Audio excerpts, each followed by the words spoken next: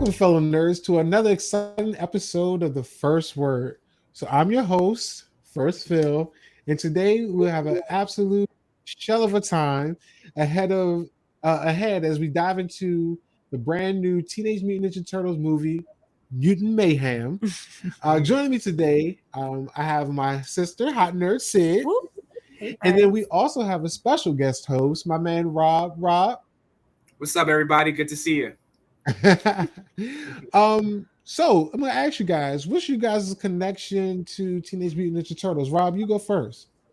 Yeah, wow. Teenage Mutant Ninja Turtles was one of my favorite cartoons, comic books growing up. I always had every new video game that came out, and I remember waking up super early on Saturdays on 4Kids TV just to watch the TV show back to back.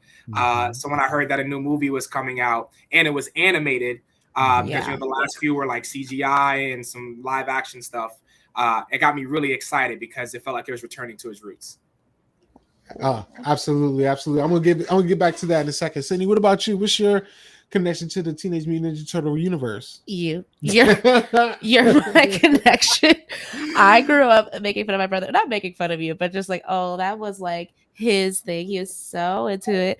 I know he'll go into it, but I only knew about them. I only really liked them because they were named after famous Renaissance artists. Yes. Like I thought that was always so cool. But outside of that, I was not that tied to it, other than, like you said, the early morning TV shows I would watch because of you.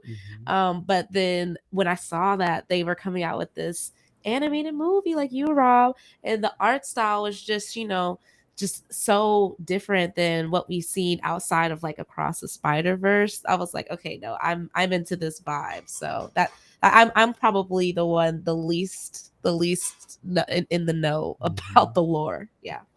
So with me, I've been watching. So Teenage Mutant Ninja Turtles came out the year before I was born. I'm not disclosing my age, just to let you guys know. It came out the year before I was born. So I've literally been watching this ever since I was born.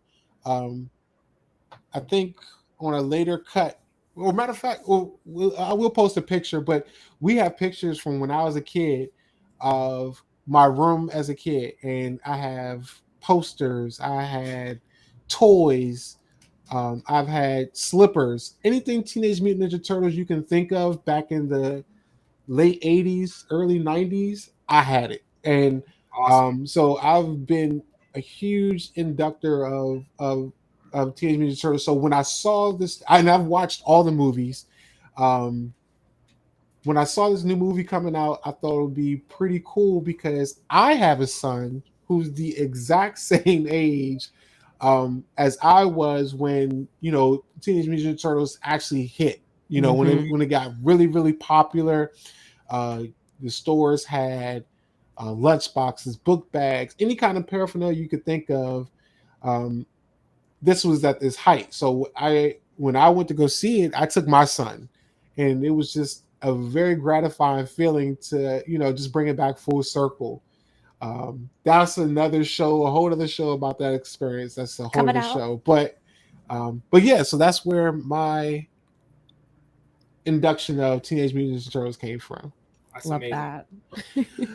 All right, so let's dive into the ooze-filled plot of the new Teenage Mutant Ninja Turtles movie, Mutant Mayhem. And City, you wouldn't know this because you didn't watch the stuff before, but Rob, you could speak on this. Something that caught my eye at the beginning of the movie itself was this is not the original origin story of the Turtles.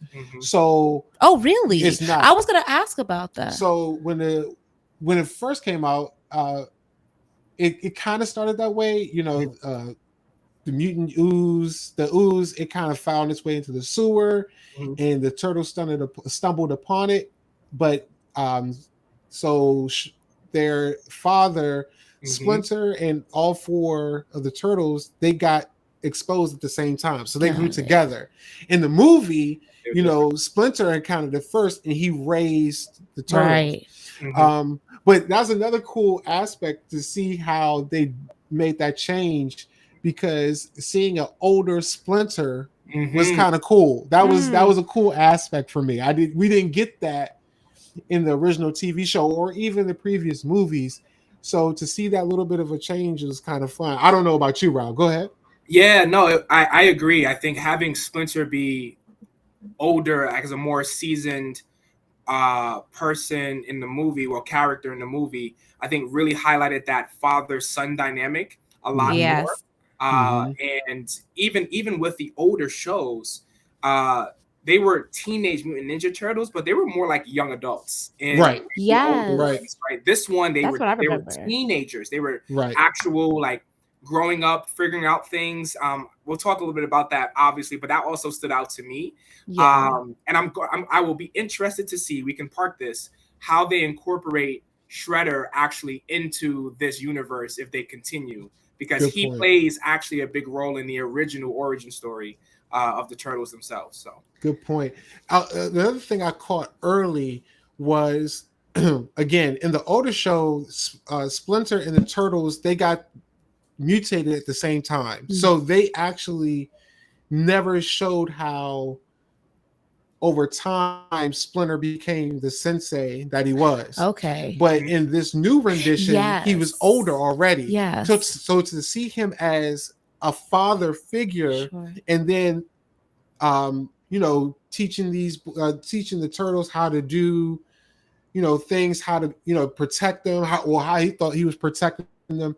It just resonated with me because, again, I have a son, and you go over things as a parent as opposed to yourself, and you're trying to teach things to your kid as opposed to doing it yourself. Sure. And it's a very big difference from what we watched as kids, or when it first was indoctored, till now, how they, Splinter is more, in this movie, he's more of a father than he is a sensei, because in the original movies, he was a teacher, he was a sensei, he taught them martial arts, he taught them right from wrong, but the right and wrong part wasn't exposed, wasn't the true story. It was more of the martial arts, more of the pizza, more of the hip-hop culture going into it. But this movie is showcased Splinter more as a dad early. It put that emphasis as being a father early, and I thought that was a pretty cool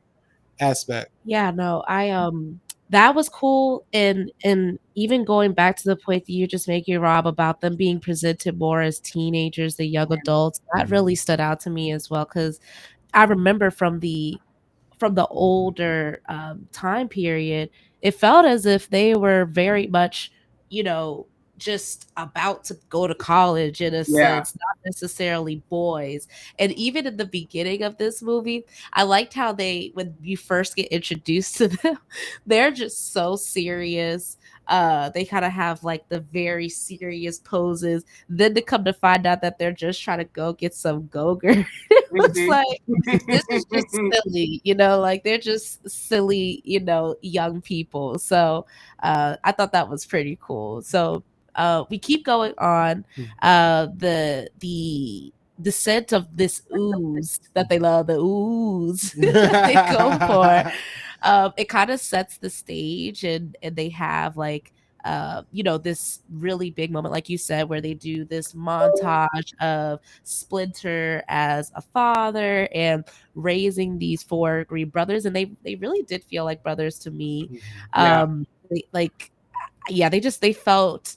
I just loved how they kept on saying, "I don't want to die seeing y'all's faces, just y'all's faces. I want to go out into the world." But because they all did have their own personalities, but they truly felt one and the same. And so we see that they're being raised by their father, but their father's pretty strict, and he's telling them that, like, you can't leave the house. I mean, how'd you as a father, how'd you feel? So I think in watching it, it's funny because at times watching it, I did have my dad hat on, and then in a quick scene, you take your dad hat off and you put your 7-year-old, 8-year-old hat back on.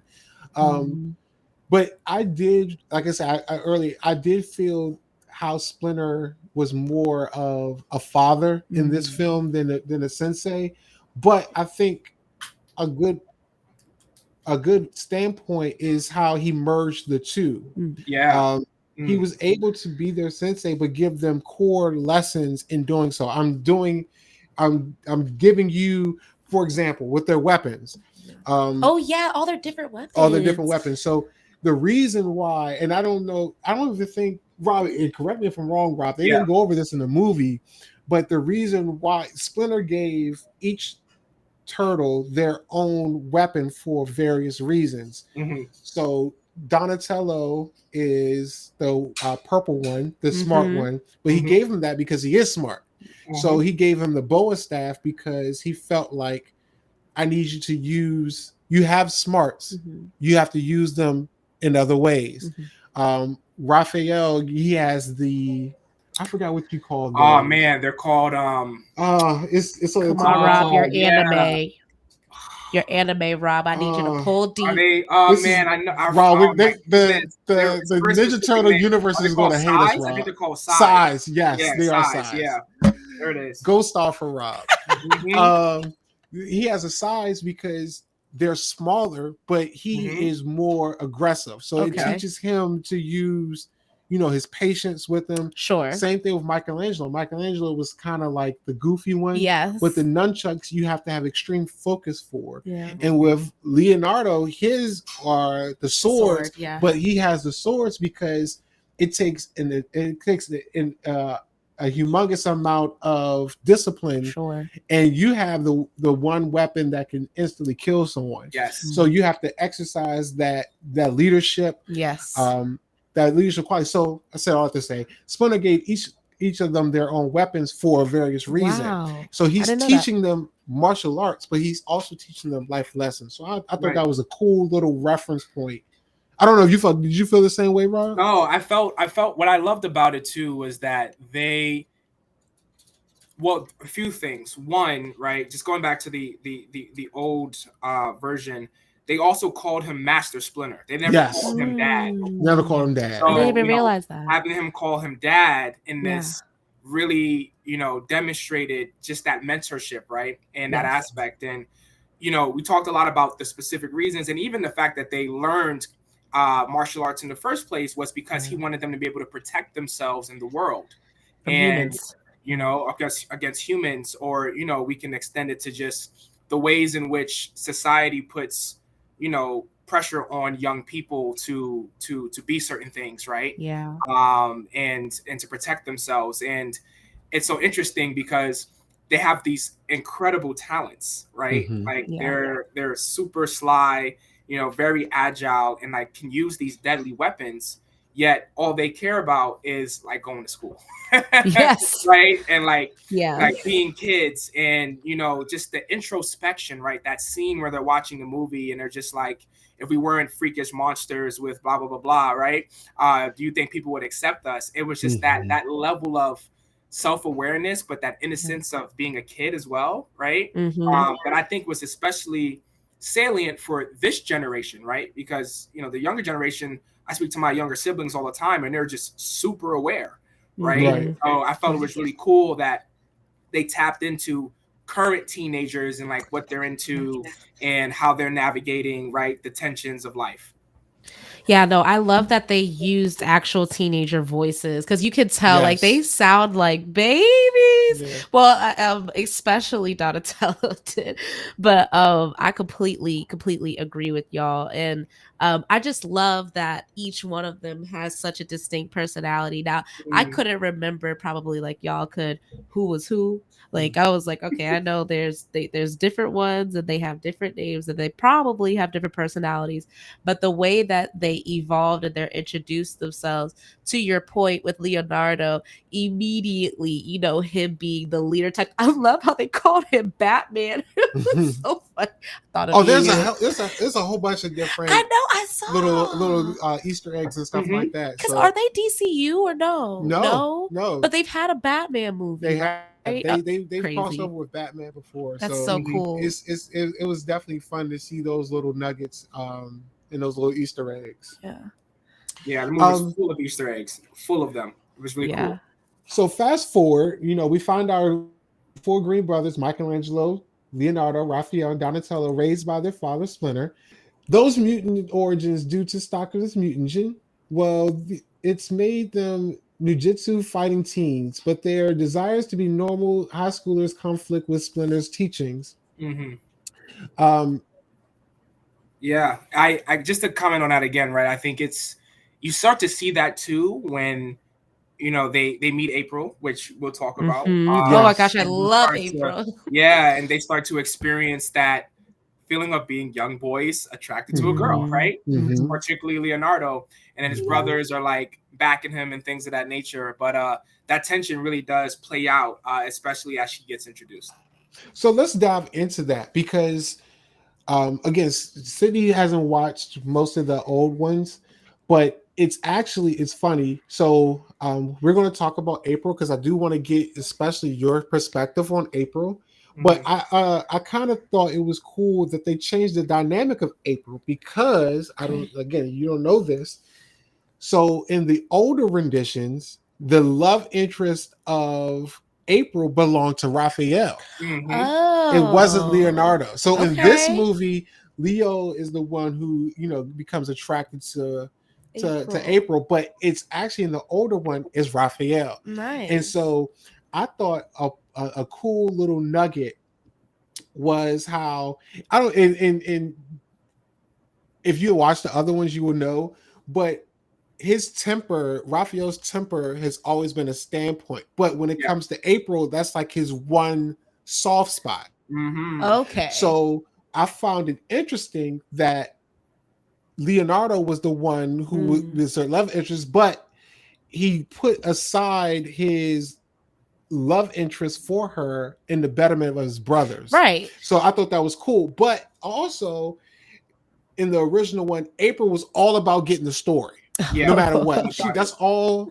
Am I wrong, Rob? That's No, all it's she cared 100%. about was getting the story. But I thought what was cool was that wasn't her first main idea, her main goal in this film. It was to protect the turtles, to get the story out that they are here to help. Yeah. That they're not here as a bad guy or a villain. They're here to help. But I thought that was kind of a cool little twist that no one would have known before unless you did watch the old ones. Mhm. Yeah.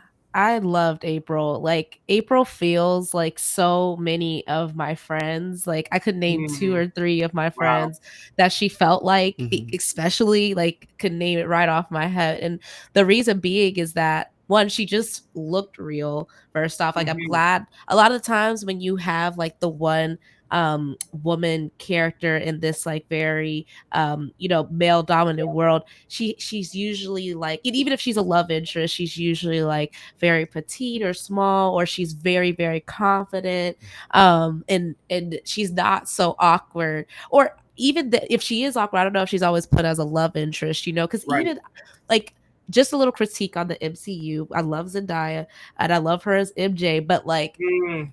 like the way they try to play her off to be this awkward person, it's like it's hard for Zendaya to come off awkward to me. She's so pretty, Right. like Yeah. she's such a typical pretty girl. So I just loved April's energy and how authentic she felt, and especially the way that we were introduced to her Yes. with her like basically cursing them out without using curse words Right. for almost killing her. I was like, oh my goodness, this, what is it, a shuriken? The fact that they were just playing around with it. Rob, of course I thought of you. Literally Rob, playing around with first, it. yes, we have to pause.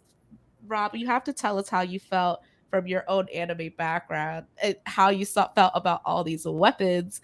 But yeah, I Yeah. just thought it was fun that April got introduced that way. But what were your thoughts, Rob? I mean, I love just the so I grew up on Naruto as well. So, Yeah. just watching all of the weapons, the shuriken, kunai Mhm. knives, and just like Yeah. watching them mix that with just like childish play, I think Mhm. really demonstrated that they were kids, right? They had Yes. no Right. idea the power that they held. They were just Yeah. like trying to go viral on the internet for themselves, right? Because they Right. weren't posting it anywhere.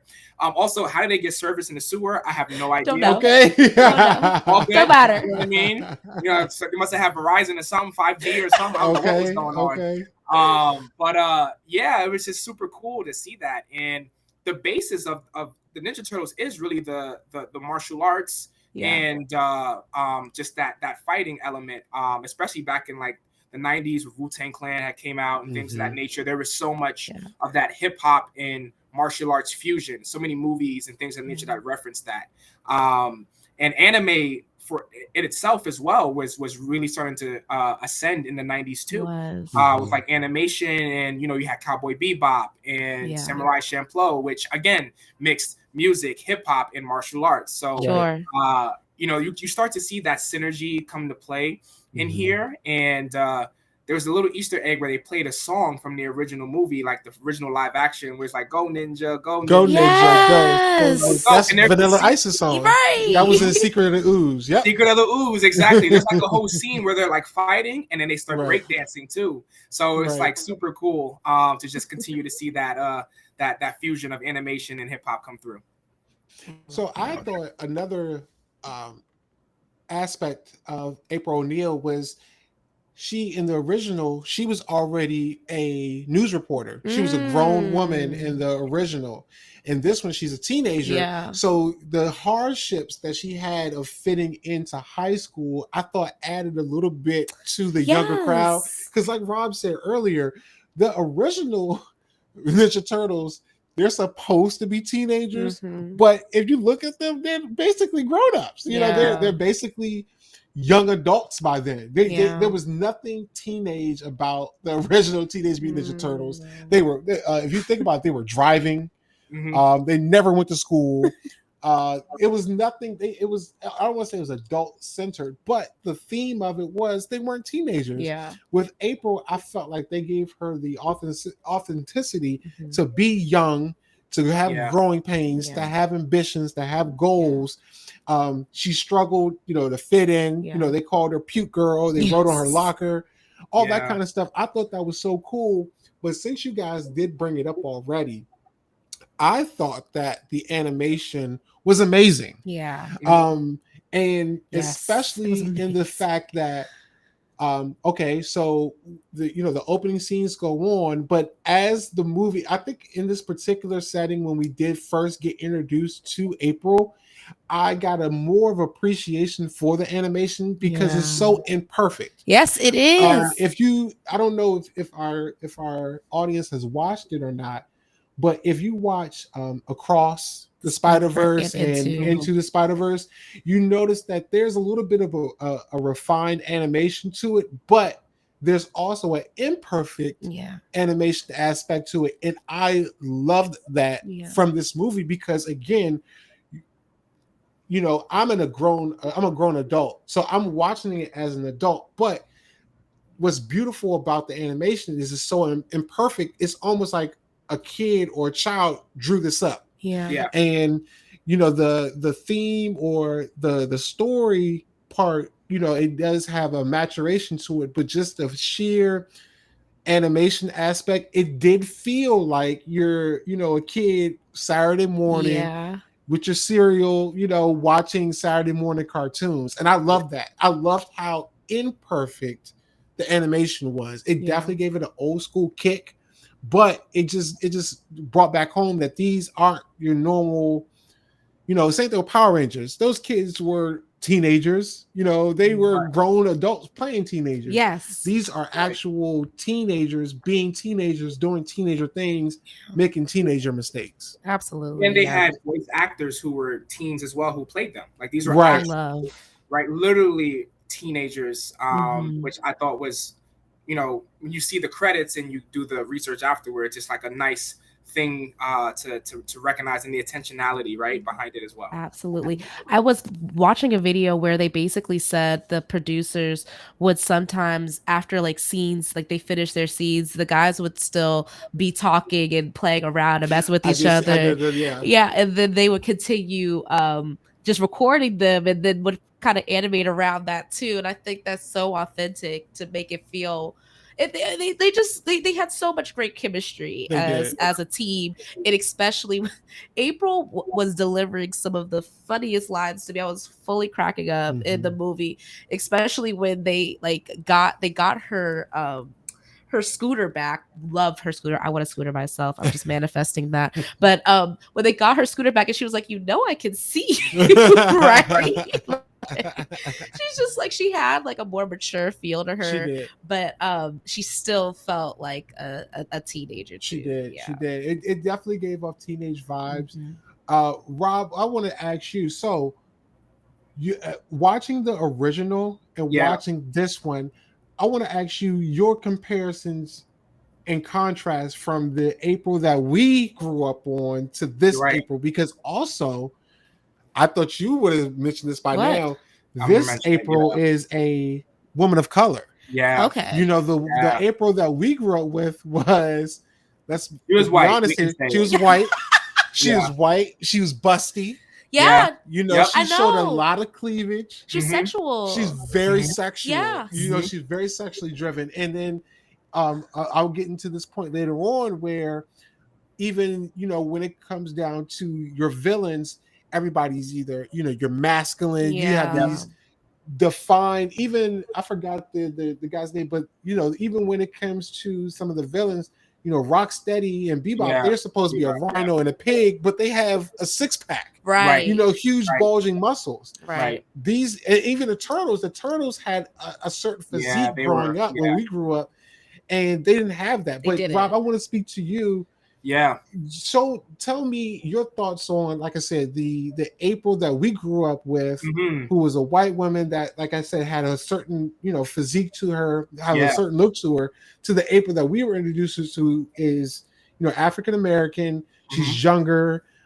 She hasn't developed her career yet. So what are your thoughts on this April? Yeah, I want to say at first it was definitely a shock, because it was like, okay, she's very different from the original. So you can see that they're taking their own spin to this, which I love, right? Because again, what I love about this movie is that it just felt so resonant to today.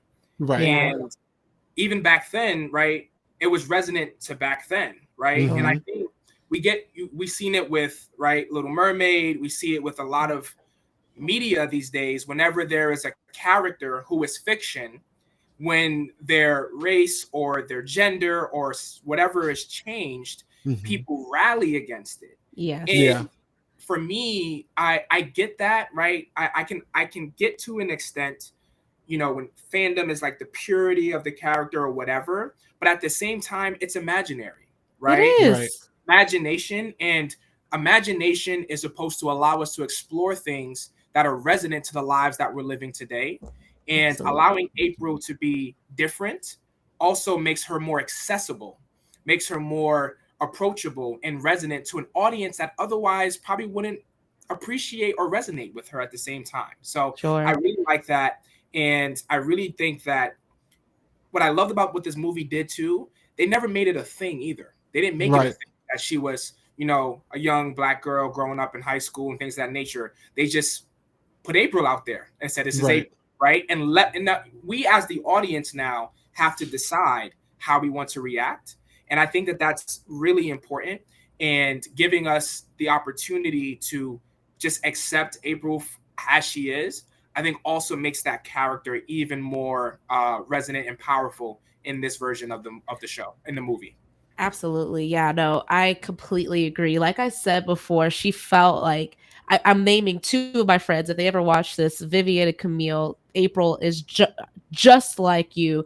And it's for a lot of different reasons. Like, you know, I'm into personality wise, but from a personality standpoint, she represents, for any of my Myers-Briggs nerds out there, INTP. She represents that particular Myers-Briggs group. And I know that you all might not know what that means, but just know that particular Myers-Briggs group, which is the kind of the awkward but still very intelligent, kind of introverted thinker, who's very fluid and all over the place, that's not necessarily represented as a love interest or as the typical female character. And definitely, if it is, she's definitely not a woman of color or Black. So it's just like it was so representative of, like I said, people that I even know, and it felt authentic to things that they would say. And to your point earlier about how she used to be Raphael's love interest, I totally forgot about that. because I'm a fake fan of the original stuff. But when you say that, I'm glad that they made that change, because a lot of the times we'll find that women are often supposed to be the soft spot for the harder edge guy in older things. And that's not necessarily the healthiest thing to teach to young people either, or to ourselves. So the fact that even with Leah, the fact that they took that out of Raphael's story for him to have to learn patience and how to process his aggression on his own first, not through a woman, was good on them, number one. But also with Leonardo, I thought it did help him in his own juxtaposition of duty. Like, he was ratting out on his brothers in the beginning, but as soon as you inserted April into the equation, he was like, "Oh, I'm down. You know, we got somewhere to be, Dad." Right. He started sneaking out. No, yeah, it helped with his own progression to not be such a stickler. Yeah, absolutely. Yeah. So as the action folds, the alliances form, betrayals are revealed, and the fate of New York City hangs in the balance. More on that. But our heroes and their mutant counterparts aren't just fighting for survival. They're battling against acceptance and a place in the world that fears them. So, Rob, I'm going to go with you first. Yeah. I took a lot from this movie, a lot of little standpoints, but I think it's cool how New York City has become almost like a hub now for animation. Yes! For animation, cartoon, for animation, any kind of animated, it seems like New York seems to be the hub. And it's funny because, again, watching it as a kid, I never put it together that the city line, the location was set in New York City. Sure. It never dawned on me as a kid. But now you have this movie, you have Spider-Man, a lot of the movies now are centered around New York City. So what I want to ask you is, how do you think being in a city, enclosely, like a smaller city, a big city in a small area, how is that starting to form into animation? Yeah, so as a native New Yorker, I love this film for many reasons in that regard. Just the little innuendos and everything. New York has been I think New York has represented a lot of things in media. Yes. It has represented, for America, has been the beacon of success in society and things of that nature. But it also represents a microcosm of, all the tensions that we are still dealing with as American citizens. And one of those tensions, right? You said it in this quote, right? Fighting for their identity in a place in the world that fears them. As a young Black man and boy growing up in New York City, I felt that very deeply. And when I was in college, I actually wrote my thesis on street performers, a lot of which were like my friends and of my age group who would do this street performance on subway cars called Showtime, right? Which most of the kids who did it were young Black and brown men, and it was super amazing what they can do, right? The talent that they had to do these feats of physical strength and excitement and entertainment in a small confined space. Yet during that time as well, right, you have stop and frisk, you have, all of these cases around police brutality and things of that nature. So you have this tension, right, of these young boys, a lot of them from working class communities like my own in the South Bronx, right, fighting for survival, dancing for their lives, literally, right, collecting money and acceptance and acknowledgement from a city in a microcosm of society that largely, sees them as a threat. So, there are so many pieces that I think you can take away from this. And for me, as someone who grew up in New York City and has felt that way themselves, it struck home deeply, I would say. So, Cindy, you actually you lived in New York as well. So, explain to me how. A little bit of time. So, explain to me how the movie resonated with you in your New York experience. How did that, when you saw the landscape being New York and the different food aspects of it, the city culture. How did that compare to what you actually experienced living in the city? Yeah, it's a great question. Like I felt like it compared quite well. I mean, just the first thing that it what was I should have written it down, but even some of the things that they would say, Mhm. just walking through the sewers when they were talking about the bodegas, Mm-hmm. like it was just like, oh, this definitely gives me the New York culture, how close everything is. Like you genuinely can't get to everything and nothing so quickly. But the piece that really struck home to me, even when you were just talking to, is the fact that when you think of so many superhero or fantasy sci-fi works, a lot of it is based in New York. Like, Mm-hmm. I recently read this book called Nerd, and it's like the adventures of the multiverse into different fandoms. It's by a Mm, black woman named Maya Phillips who mm, writes for the New York Times. Definitely go and check out her work because she regularly covers different fandom news. And she put together this whole book about fandoms, which mm, I completely freaked out about. Her first chapter, because she's from New York, she's from Brooklyn. Her first chapter was about New York City, Metropolis, Star City, all of just the different Mm-hmm. DC, DCU, MCU, just all of the different universes, including this one Mm-hmm. that centers on New York and why that might be. And it's really to the point of what you just said, Rob, that because New York is so diverse and mm, you're putting all of these people together, it's not like the country or the suburbs where you can kind of form your own community, mm, people who are mostly similar to you. Like the biggest thing that I've always gotten from New York is one, just how diverse it is, and then also, I'm sorry, Rob, but just they the movie made it look nice, but New York can sometimes be kind of grimy. Okay, it No, you're can. not wrong. You're not wrong. You're not wrong. So the ooze, like every, I mean, they weren't. New York was such a huge aspect of the world building, and it didn't feel inauthentic to me in this Yeah. movie, but it still did feel different than the world that we're introduced to in something like Across the Spider-Verse or any of the other works that play off of New York City as a character. So Yeah.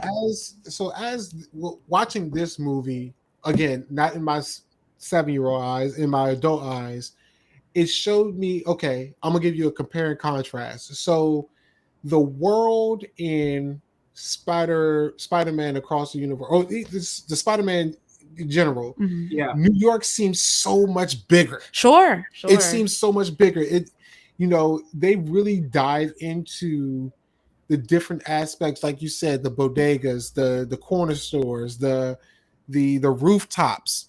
But this one, it kind of it to me, this is just me speaking. To me, it minimalized New York. Sure. It gave you this huge city, and it condensed it down enough where it's not overwhelming. Sure. It Mm, makes you I okay. If again, if we're using compare and contrast, I felt like I knew where my home was in Ninja Turtles, Mm, whereas it felt like I would have to travel to my home yeah. in Spider Man. Sure. mhm, Uh, it's just everything. I don't know if that is because the bulk of everything was grounded within the sewer and on street level, whereas in mhm. Spider-Man, everything is, open and High high, above. Right. exactly, and he's swaying Yes, I was I didn't freely, about even to say think that. of where Yeah. that. where the turtles have to Didn't even think of that. hide and Yeah. be sheltered, and Spider-Man is free to do whatever he wants. Sure. But Spider-Man is more of a wide open. This is New York, Free, this yeah. grand scale, whereas Turtles is just like, I don't want to say it's like a corner, but it's just They're in New their York shell. is a huge place, and it just condensed it down to something that's more tangible. I can bite off a little bit more on Ninja Turtles than I could on Spider-Man. What do you Yeah. think, Rob? No, I definitely agree. Like Spider-Man has this feeling of elevation and flight, right? And Yes, Mhm. Spider-Man represents what a lot of people come to New York for, which right. is that full potential of the world is my oyster. Let me take this by storm. Let me look out into the horizons and see limitless potential, right? Yes. And the Ninja Turtles, what I loved about it is that it grounds in reality in a lot of ways, right? Like even going down into the sewers, it's such an invisible aspect of this city, right? We all know sewers exist, but we often avoid them. And characters, these superheroes, have made the sewers their home. They've made the part of New York that serves as its disposal, its waste, the part that nobody gives credit for, right? They made it their home and kind of subverted it, right? And coming up above ground and representing all of the things that we don't like to see, right? Yes.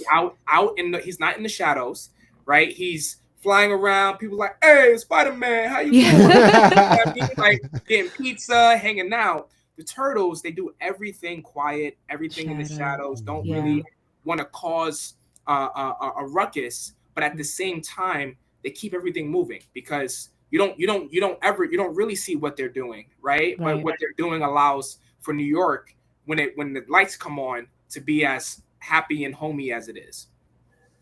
What did y'all think, like, because we talked about what I agree with everything you just said, but to your point, in terms of these metaphors of being in the shadows, not being able to be their true self, as Black men, like, did you feel like there was how do you think this connected specifically to your racial, like how you show up racially in the world? That's a great question. So I think this is a point that I was going to make later, but I think that they did a very good job diversifying the turtles, because I don't want to put a black and white aspect on it, but the turtles and even Splinter, it gave off black man vibes. It gave did. Splinter was that black dad that is like, it's my way, this is, do this because I said so, without giving little explanation as to why. But also, I love the fact of how each turtle has their own personality. Yes. And their personality. So, your dad sets a certain expectation, but that expectation feeds into your children's psyche. Sure. So whereas Raphael is this hard-nosed, I gotta prove myself, but then you also have Michelangelo, who's just aloof and wants to eat pizza and party. Where you have the genius that is Donatello, and then you have the overachiever in Leonardo.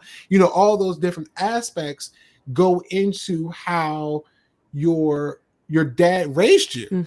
But it's funny because some of the things that as a dad that you put off on your children, some of the things you don't think they're watching or realizing or adapting, they really are. Yeah. And so I thought that was a cool kind of little nugget where it's like, all right, I need especially if you go back to the beginning where Splinter was a young rat. Yes. He had the afro. Did you see that? He had the afro. He did. Yes. He had the Jerry curls. I thought he had the Jerry curls. I thought that was so cool. But even down to, Donatello having the glasses, Michelangelo having the braces.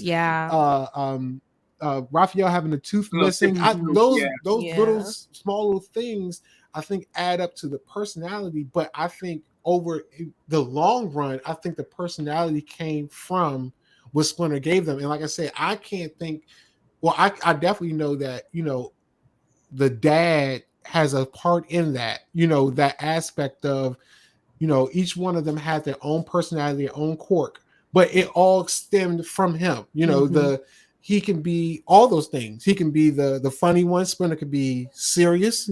He can be the leader, and he can be, the party goer. But all that got through to his kids without him even trying. I thought that was a pretty cool aspect.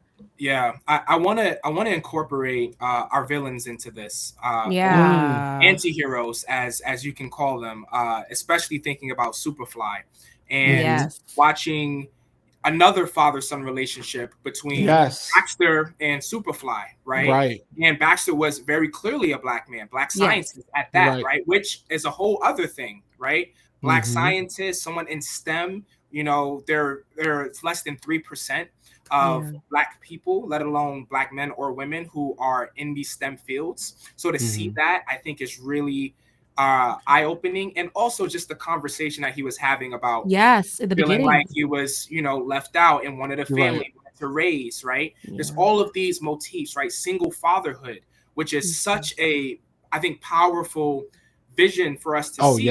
We often see single motherhood and father deficit homes, right? And then I'm about to get in my social do it. Let's get it. Let's get it. Have so many tropes around the Black experience, where the stereotype is 2-parent households are not common, usually raised by a single mother. Fathers are seen as absent and inconsistent and all of these things, right?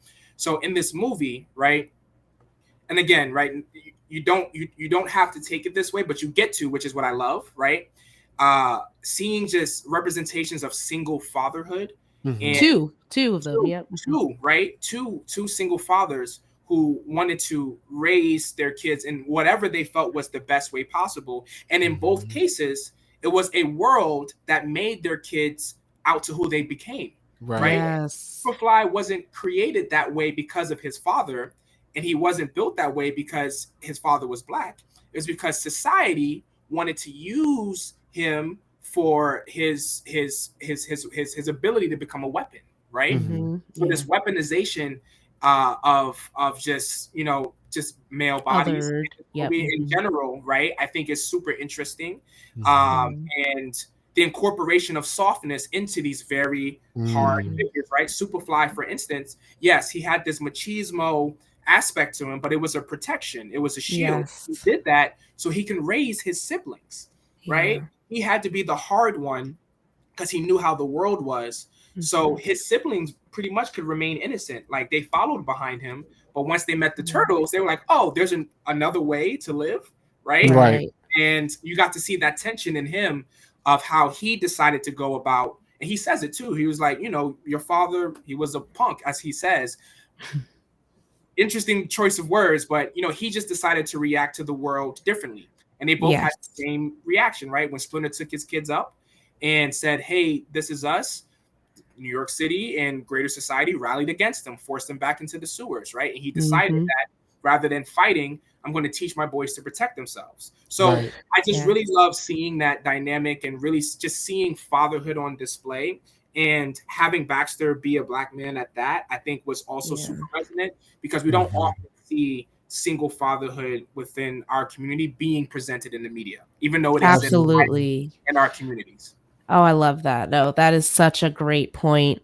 Both of the points that you made, both the fact that him as a father played into their personalities, not just the society, but then to your point, society does play into the fact that it does make them out to be who they are. I think a big theme that, especially when you're introducing Superfly to this conversation, that kept playing on my mind was this theme of double consciousness that we think about when it's a theory by W.B. Du Bois, and it's basically talking about how you have to keep in mind both aspects of, well, there's multiple parts of our personality, but the two, when we're thinking about the racial aspect of it, is the white version of how you need to show up and the Black version of how you need to show up. That's at least how he presented it. But this particular instance, when we see, you know, Splinter's ideals placed on these young boys, they, you know, they have to appear one way to their father. When they go out into the world and find out Superfly, when they first meet him, they're like, oh snap, you're just like us, like that's really cool. But then he presents a whole other way of how to appear in the world as a mutant, and they're also like, I don't agree with what my father has to say, I don't agree with what Superfly has to say, but I have to tell. All four of these boys are having to figure out how to appear the right way to both of these entities.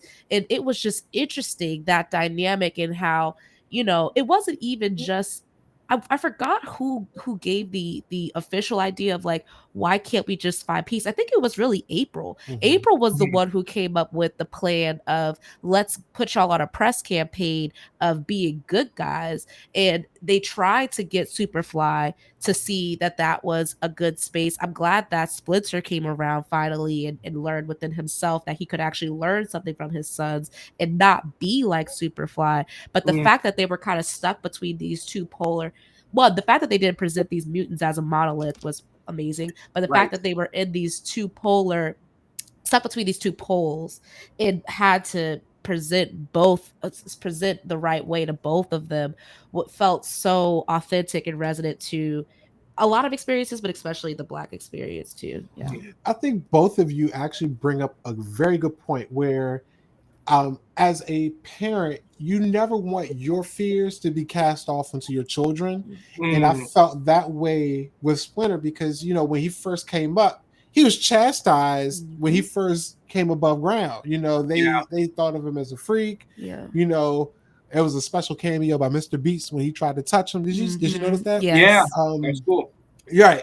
But his fear, he was scared for his sons to go out into the world as and get treated the way he was treated. Sure. And as a parent, you always have that fear that you don't want your children to go out into an uncontrolled environment. Sure. You're safe at home. You're safe here with me. I know what's best. And that kind of is how Splinter handled it at first. You know, that fear, he put it into his children. You know, this is, you need to stay home, you need to stay unseen and stuff like that. Whereas, you know, they had a bigger purpose where, yes, you know, this is going to, you know, expose us, but it's going to expose us for the better. Yeah. You know, all mutants aren't like this. You know, all just because we look different doesn't mean I'm not that different from you. I love pizza. You know, I love social media, you know, all that kind of stuff.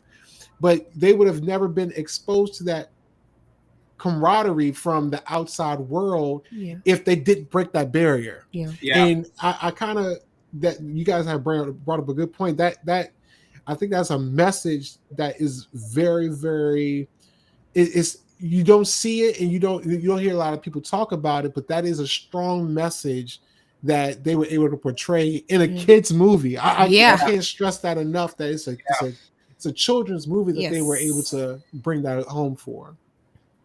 Amazing. Okay. One little thing I did want to mention, just as again, when you talked about Splinter first coming up, I think just shout out to New York again. Like the little shout out to your city. It took people, you know, a little bit to realize that this was like a giant rat man. You know what I mean? Right. You see New York, you see something, you just like, oh, I bet. You know what I mean? It's cool. Move along. And you're like, oh, he's probably one of the 42nd Street costume people. You know what I mean? Like, it's a second to be like, wait, no, hold on. This is different, right? This is different. But then also at the end, difference is cool, right? You know, like, and I do love New York because I see so many things on a daily basis that if I was to see a giant rat walking down the street, I probably would be like, makes sense. You know, that's normal. So it's normal, right? But the last part on that is, you know, Splinter's whole thing was like, if you go up top, you know, they'll catch you and they'll milk you. You know what I mean? It's this whole milk thing. They're like, we don't even have nipples, you know, which I absolutely love. I absolutely love that. But they wind up, you know, they got caught by the villains and they got milked, not through their nipples, but somehow they was getting milked. But it also showed that, like, yes, you know, you'll go up, you can get milked, but it doesn't mean that society is universally bad, right? Like, you can get milked and you can meet the girl that you love and you can go to high school and you can, you know, it's all these things. And it was like them getting their knee scraped, right? In a very interesting way. Very extreme way. Very extreme knee scrape, So in the end, the battle against Superfly becomes a fight for more than just survival. It's a fight for their own identity and a place in the world. The city they saved embraces them as heroes, proving that even in a world of chaos, unity and acceptance prevails. Yeah, no, very, very heartwarming reminder that heroes come in all shapes and forms. So yeah, really cool. So let's get to some fun stuff. So I want to get to you guys' favorite moments. So let's start with you. Let's talk about some of your favorite scenes, favorite moments from the movie. Oh my gosh, that's so hard. Just off the strength that okay, no, I got it. Actually, now I have it. Um just because the moment went on for so long, at first I was like, what? But when they're on their little press tour campaign with April Mm-hmm. and going through doing different things, that was my favorite scene. And Mm-hmm. she's just there, she's like, do y'all, I mean, they were like, April, get this. She was like, do y'all expect me to capture y'all at every little moment? Because most of the stuff y'all do is stupid. And then they prove her right just by doing this whole time. I mean, again, this was one of the moments that made them really feel like brothers, because you could tell they do this often where they just are kind of acting out different pop culture, like things. It really showed we want, like, I'm a personality nerd. Personality is very much a performance. It's things that we've seen before, the things that attract us to the things that we like, so they're obviously a part of the same culture in essence. That it like they're like saying things to each other that maybe only the youth will know, but it was still so funny to me seeing them interact in that way. I know it's a very small character moment, but I fully cracked up, and everybody in the theater was belly over laughing at this, especially when it panned back to April, and she was like, "Yeah, okay, I'm not gonna get you." They're like, "Let me get a bacon, egg, and cheese. Let me get a bacon, egg, and cheese." I was like, "Yo, oh my goodness!"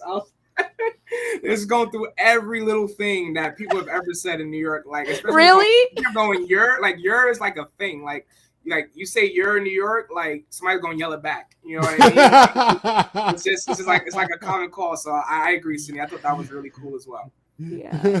What about you, Rob? What are some of your favorite lines, moments?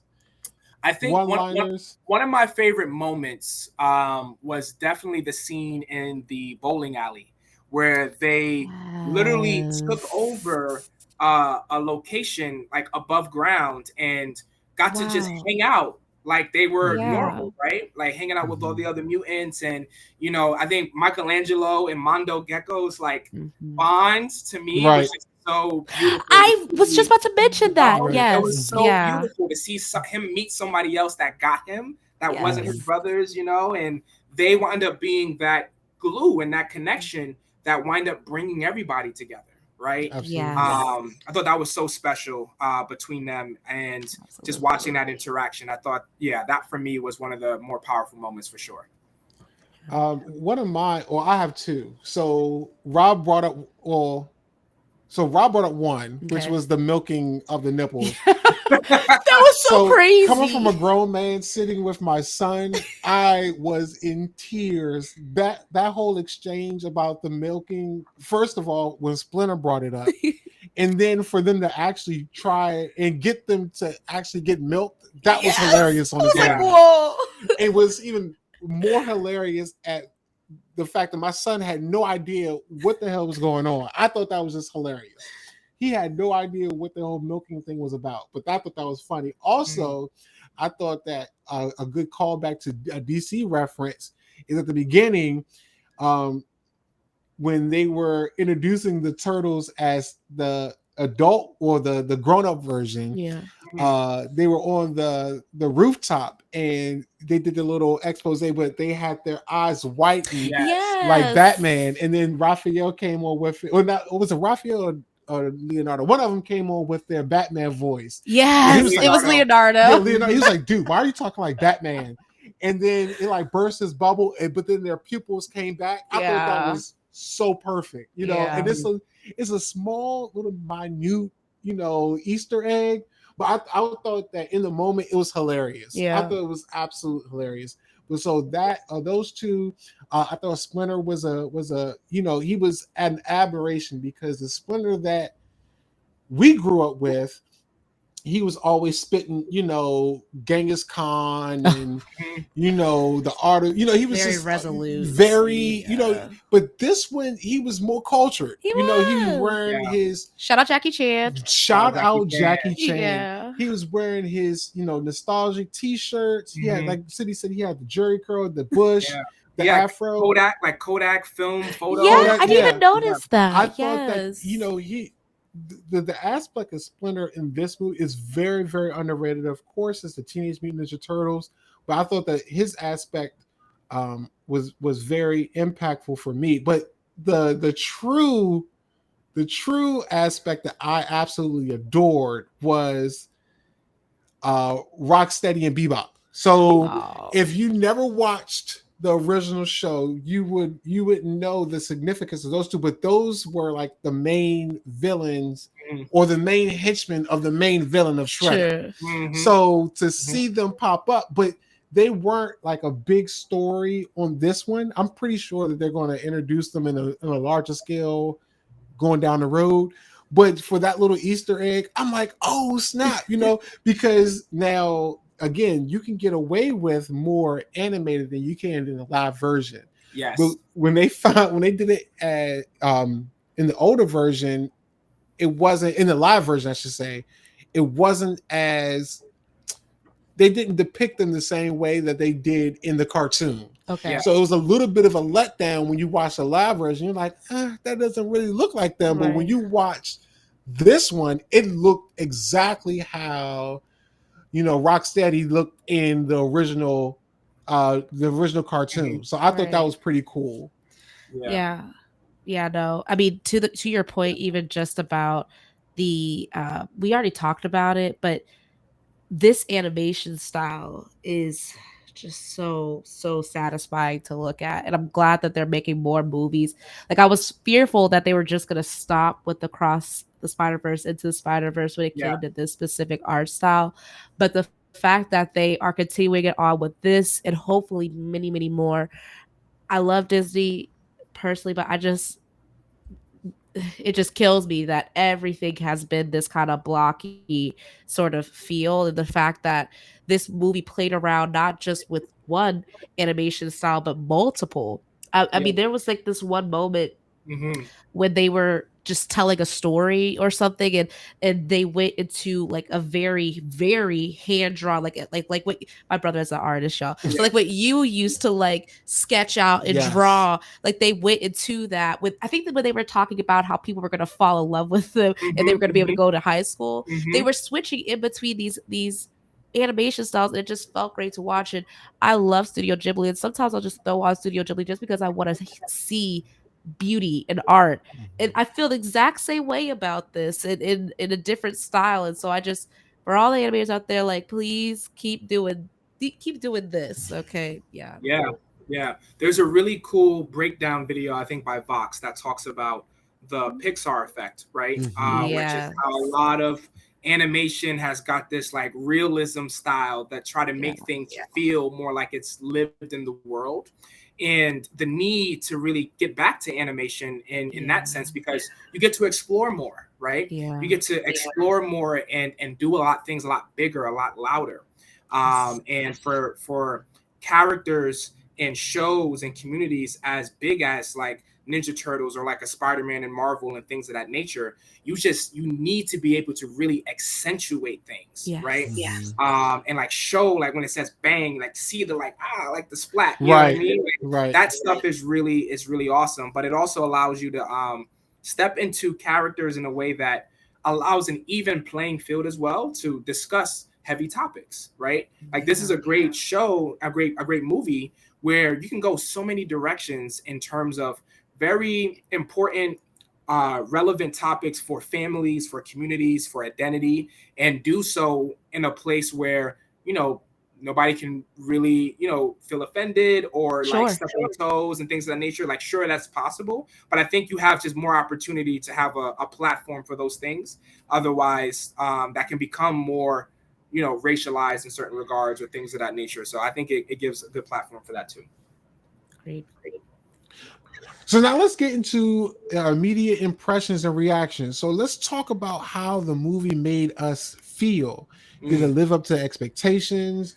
Were there any surprises that caught us off guard? Say, Rob, let's get your thoughts. Unfiltered. Yeah, Unfiltered. This is a unfiltered. kids Yeah, movie, but this give us the raw deal, Holyfield, how you guys felt about this movie. Rob, go yeah. ahead, you start. I felt emotional. I'll say I definitely felt emotional watching it. Oh. So I went to watch it solo, and just being in the theater, not with someone else, allowed me to kind of just zoom into the world and just like be with myself. And I think what I loved about it was I just really love seeing kids be kids. Yes. And I think so much about society today just exposes kids and young people to things that I feel you just shouldn't have to be exposed to at a young age. And watching a movie where these turtles who are kids got to just be kids even in this world and even with the consciousness of this world, just made me feel a little bit more like, okay, like there's still room for kids to be kids today.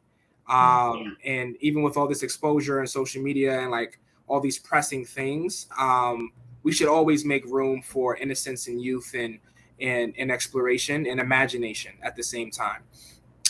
So I really love that. And I just felt like it was super resonant to just how, conversations I have with my young sisters, the way that the turtles were talking and April was speaking about her experience, I can just see it. And I was like, they nailed it. They really did nail today's young generations in a way that I hope they get a chance to see themselves in this movie. Agreed. Sydney, what about you? Completely agree with everything that was just said. But the only thing I would add to that, I mean, yeah, this movie, I just literally saw it last night, had me laughing at certain points. It definitely felt like it was made for kids. I do have to put like my, I mean, I feel like a movie guru, but I'm not a filmmaker, at least yet. But I do watch a lot of movies.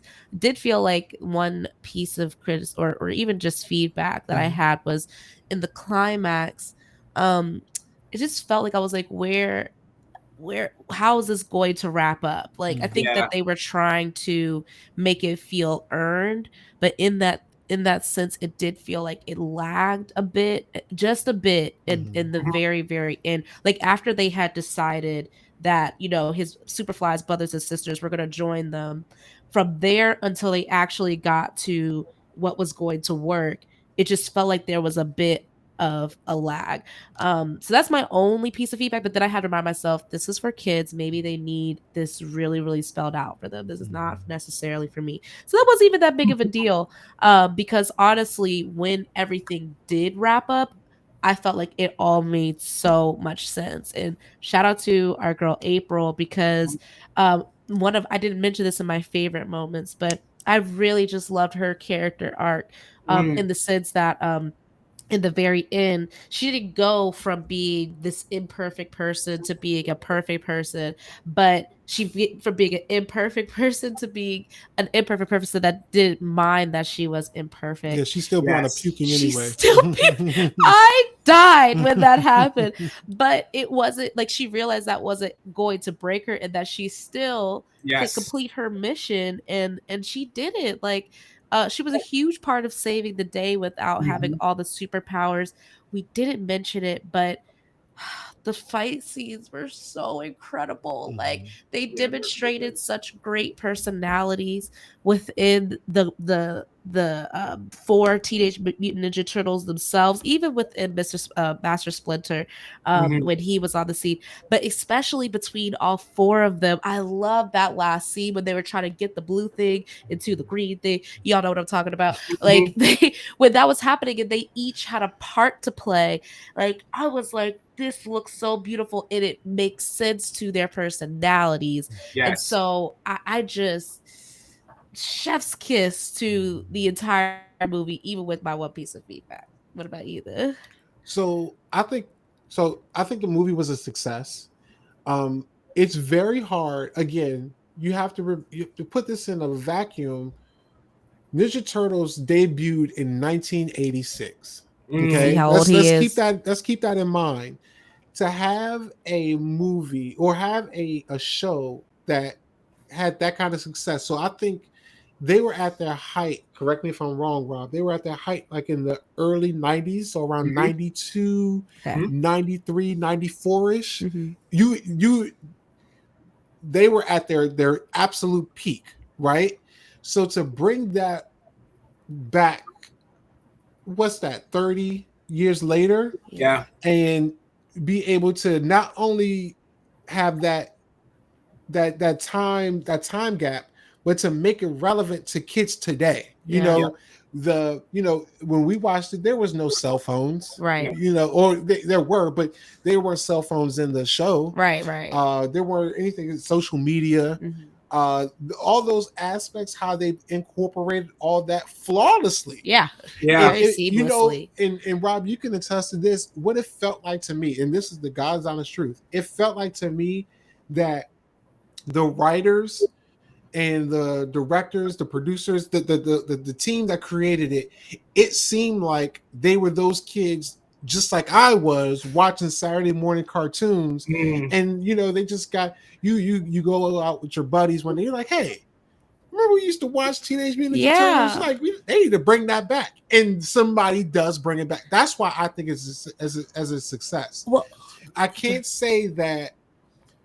I do feel like the timing was a bit off. Yeah, Only that's reason how I I felt say too. that is because Spider-Man Across the Universe was at the very top. It was a 10 out of a 10. Yes. Right? And absolutely. For this movie to come out a couple of months later with kind of the same format, Spider-Man has been around since the 60s. I think the first Spider-Man comic came out in the early 50s. So to have that elongated success and it to be for Spider-Man to be Marvel's #1 character, I think it means something. But even with this, I feel like to have something that's 30 years old, to have a theater packed full of kids, it means something. Yeah. And like I said, the timing was off, because if you look at it visually, it kind of reminds you of Spider-Man. In a way, it reminds you of Spider-Man. Absolutely. So it takes away some of the thunder, but to put all that nostalgia from my generation to this newer generation all into one movie, let's not even forget the star power. No, that's not the cameos, the voiceovers, the actual actors that are in this movie is phenomenal. So I think that aspect alone makes it a success. Maybe it's not a huge blockbuster where it's going to go down as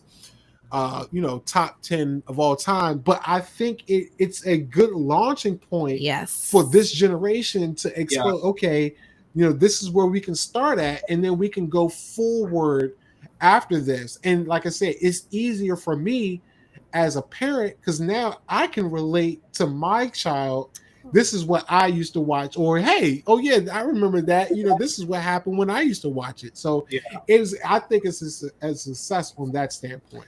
I was gonna ask you, because y'all know, Seth Rogen. Well, Nickelodeon brought Seth Rogen in, and he said this was like a love letter to. Aren't you and Seth Rogen the same age? I think he's a little bit older. Okay, I think he's a little bit older. Don't do that to me. Don't you? Don't put a little age on me. But again, I think because when we went, I did see. Yeah, did he do a pre? He did. Video? But even still, in the actual movie, the movie theater itself, because best believe, if I didn't take my son, I was going to go to see the movie regardless. Just But there were actual grown adults, probably my age, there by themselves. That's how impactful this movie was to my generation. Absolutely. It's like you have to see it. Because I think with my dad, he was a huge martial arts buff. Yeah. So, even with the translation from that, the different weapons, the kung fu, the martial arts, we were able to connect on that standpoint between him and I. So to have something that my son can visually see and it's tangible to him. Yeah. It's like, you know, rite of passage, or, you know, just going down the line of generations that this movie was able to encapsulate. So I thought that was just pretty cool. Yeah. A lot of what you said resonates with me as well. Like, I felt like this was a true like fan movie, right? Like a movie for the fans, by the fans, right? Which is so beautiful to see. It'll definitely be like a cult classic, in my opinion, for this next generation. And it reinvigorated a community of folks who are very you know, very serious about Ninja Turtles, because they still produce comic books. There's I didn't know. Oh my goodness. There's like the Turtles as adults. Like you can get all the way from like the, you know, very PG version to like the graphic one, like, which is like a series called Ronin, which is The Last Ronin, which is really about nerds. I'm not gonna give that away, but it's like very like Batman style, like, you know, super like Arkham Knight vibes. Like it's dope. But you have a community that is, you know, follows and is committed to Ninja Turtles, right? And to bring that community back, but to also add a broader audience and make it more accessible, I thought was really smart. And one thing I don't want to miss, because Sydney, you and I appreciate you always bringing up April, because I think she is such a central figure here in how superhero movies have changed over time, and also resonant with today. She was never at any point a damsel in distress. Right. Oh, you're so right. Absolutely right. I didn't even think she about was that. like, even when she got her scooter taken, it wasn't like, oh my God, help me. Yeah. They were like, oh, let's go get this scooter because I'm trying to bag shorty and she Right. bad. That was the vibe. She even went and pulled up herself to get her scooter. She did. She was right. Like... She didn't know the turtles were there or nothing happened. So and even at the end, right, it wasn't like the monster grabbed April and they had to go and save her. She rallied the whole New York City around them. Right. And gave them the opening that they needed to beat the monster. So she played just as equal a role in being the hero or heroine, however you want to define it, in the story, as much as the turtles were. And I love that aspect about it too. Absolutely. So it's time to shine a light on the characters that brought this movie to life. So from our heroes in the half shell to April O'Neil to our villains, I want to know from you guys, who stole the show? Which character brought growth, or who had a standout performance? Which character resonated most with you? Cindy, why don't you go? Yeah, I think I won't say it's easy for me, but it is easy for me to say April. Like, I really saw myself through April, if I were to rank it. But then the one who would be probably right under that is Michelangelo. I mean, I just loved all four of the brothers for different reasons. I resonated with them in different ways, particularly just from a personality standpoint, which just said I'm going to do a deep dive into the systems, because they each fit into especially the Enneagram so well. But I'll keep it to April in the sense that for all of the reasons we already just said, we don't have a lot of representation. We don't have a lot of Aprils, especially in the animated world. Right. And seeing this, you know, in a sense, hyper masculine world, I was just like, oh my gosh, I wish that I could meet all of April's friends and you know, go into more of like her world a bit more, like maybe in a sideshow or something like that. Just because I felt like she there was just more story to tell there, and I definitely resonated with the fact that, you know, she's not perfect at something, but she's just trying her best at something she feels deeply passionate about. Also, shout out to her for being such a nerd herself. When she pulled up that Superfly wall, like all of the different connected points. She had a murder wall.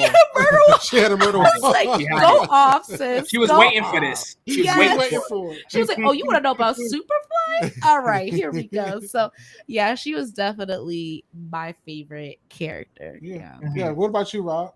Okay, I have two. I think the first one, I have to go with Superfly, just because I think as a villain, as the main antagonist, let me say that in the movie, there was just so much charisma and dynamism. I think Ice Cube absolutely ate the role down. That was Ice Cube. He was Ice Cube, and he nailed it. He nailed it completely. He nailed it. I think he had the character down, the mannerisms, just every now and like, you know what I'm saying? Like, it just felt real. You know what I mean? Like, it just felt cool, you know? And then also, I loved it because it's a reference to a very famous blaxploitation film. Yes, it was. Superfly, Yes. which is Superfly. awesome. And like just again, like just the level of just black reference points in this movie were just super strong for me. And I thought it was really cool. And it was also representative of that time period, right? Like the 80s and 90s and like just the nostalgia. So I think Superfly definitely gets credit here as an antagonist. My second favorite character in this is actually Raphael. And the reason why I say Raphael was because he was in the originals was like the second in command, right? And had this kind of subtle rivalry with Leonardo around leadership, and he was always more of the aggressor and super hard and things of that nature. And this one, while he was more of the aggressor, it wasn't like rooted in this hyper masculine thing like I gotta be the man. It was more like I have this thing about me that I need to work on. Yes. Yeah. I need outlets. And he was very aware of it. And even his brothers are like, yo, dude, you need to go to therapy, man. Like that. And he was like, yeah, I know, but like, you know, but he just had still this loving aspect about him. Like even in his aggression, he wanted the best for his brothers. He wanted Leo to be the leader. He wanted him to be. It wasn't a fight. It wasn't like, yo, like I should lead this. I should do this. And, you know, I love that aspect about him. I love the way that they evolved his anger into something that was a complex of his that he's working on rather than it being his selling point. Yes. It tends across the board. Absolutely. So that's actually a point. And Rob actually took one of my standpoints away. So I actually, it's funny. You had one, Rob had two, I had three. Yeah. Okay. So makes sense. Raphael has always been my favorite. You know, my favorite color is red. You know, but what Rob alluded to is exactly the reason why Raphael has always resonated with me. And it's interesting because when you do read the darker version of the Turtles, he is Ronin. He's what the comic the Ronin is about. Okay. So again, nerdies, if you guys are really into the darker aspect of a lighter show or a lighter movie, you gotta read Ronin because it's phenomenal. But again, like Rob said, Raphael has always been that one that he knows he's got stuff that he has to work on. You know, internally he's battling so many different demons. He knows that, you know, Leonardo, he knows Leo is the leader. But he has to be the tough guy for everybody else. Sure. He has to shoulder that burden. That's why, if you noticed, he's bigger than everybody else. I noticed that, and that's how I was able to keep track of him. So he has to be like the protector of everybody else. And I love that aspect about him. But if we're talking just basically during this movie, I think that Splinter actually is I don't want to say he's the main character, but he kind of steals the show. You know, it's about the Turtles, but to show how Splinter, not only how his origin story, but how his origin story it encapsulates the Turtles origin story, and then not only that, but all the values, morals, and lessons that he puts onto it. I think that steals the show. But let's not be prisoners of the moment, because Rob, did you catch the post credit scene? I did not actually. Oh my goodness! No, I didn't know to stay. I know. I always credit, know to stay. Listen, I folded. I didn't either. I folded too. The last credit was of Master Shredder. And to me, that stole the show, because that throughout this whole movie, in the back of my mind, I'm thinking to myself, where's Shredder? That's the whole, that's like, you know, you're enjoying the movie in real time, but in the back of your mind as a fan, you're sitting there waiting like, where's Shredder? And so for him to pop up at the very end of the post-credit scene, that kind of like overrode the whole show. I'm like, well, damn, now we gotta go see the next one. They gotta come out with another one now.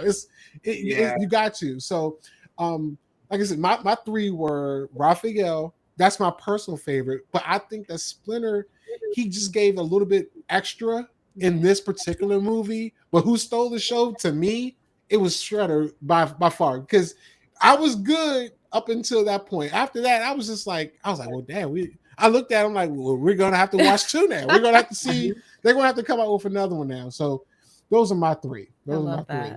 I know what I'm doing tonight is watching that post-credits. Me too, because I haven't seen it.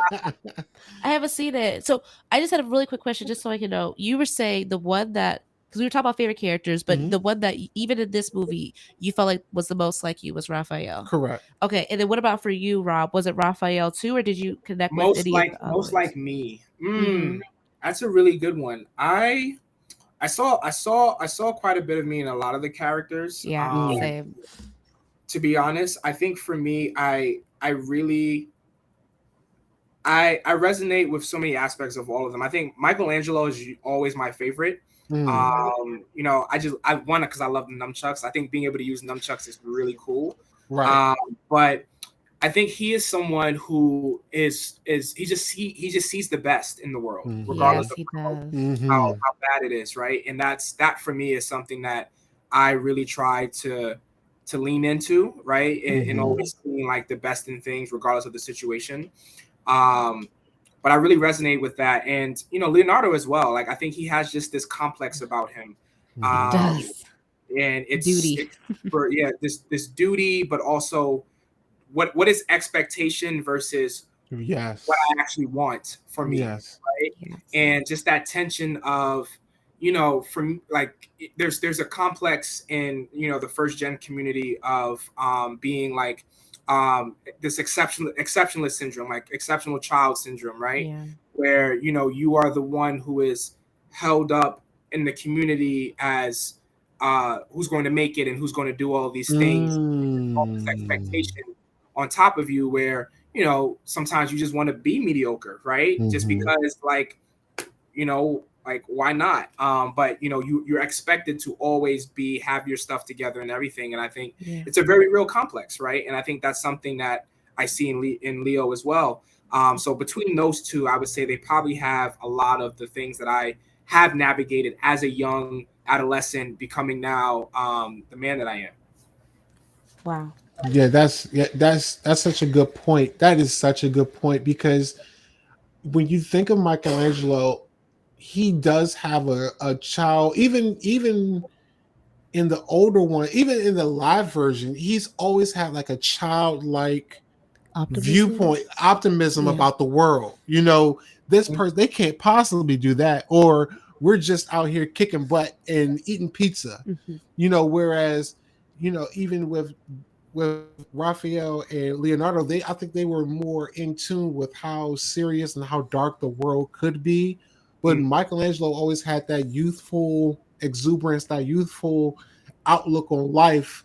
And it's a little bit, dare I say, it's a little arrogant. It's a little bit arrogant, but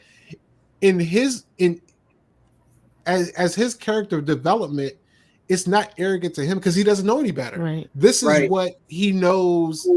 You know, my brothers are the ones who handle all the hard stuff. I just want to, you know, party, you know, eat pizza, hang out, have fun. You know, it's all about fun and, you know, just hanging with my brothers. Right. So I definitely, that's a very, very good point, Ron. It's a very good point. Good stuff. That was definitely good stuff. Thank you. So that's a wrap. Yeah. I think that was awesome. My fellow nerds, thank you guys for joining us on this Teenage Mutant Ninja Turtle adventure. If you enjoyed our discussion here, don't forget to smash that like button. Yes. Comment below with your thoughts. And if you haven't already, make sure you subscribe and turn on your notification bell so you won't miss hardly a moment with us nerds. Yeah. Be sure to check out our other videos we have in store for you by clicking the suggestions at the end. And until next time, stay nerdy. For my fellow host, Rob, Hot Nerd Rob. Yes! Hey, get into it. And my sister, Hot Nerd Sid. I'm Hot Nerd PV Parker. And we'll see you guys on the next episode. This is the first word with Hot Nerd Network. You all have fun. Cowabunga. Cowabunga. Yeah. Cowabunga.